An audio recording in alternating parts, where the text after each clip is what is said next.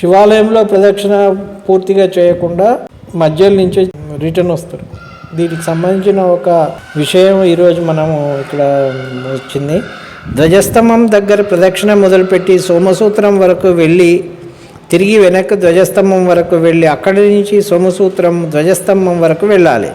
ఇలా చేస్తే శివాలయంలో ఒక ప్రదక్షిణ చేసినట్టు అవుతుంది. సోమసూత్రం దాటరాదు, అక్కడ ప్రమాద గణాలు కొలువై ఉంటాయి. ఇక్కడ చూడండి, ఫస్ట్ ధ్వజస్తంభం దగ్గర నుంచి మొదలుపెట్టి సోమసూత్రం అంటే శివుడు ప్రాణఘట్టం ఉంటుంది కదా, ప్రాణమట్టం దగ్గర బయటికి ఉంటుంది. బయటికి శివుని అభిషేకం నీళ్లు పడే ప్రాంతం ఉంటుంది, అక్కడ దాకా పోవాలి చుట్టూ. మళ్ళీ రిటర్న్ రావాలి, మళ్ళీ రిటర్న్ వచ్చి మళ్ళీ చుట్టూ తిరిగి మళ్ళీ ప్రాణఘట్టం వరకు రావాలి, వచ్చి మళ్ళీ ధ్వజస్తంభం రావాలి. ఇది మొత్తం కలిపి ఒక ప్రదక్షిణ.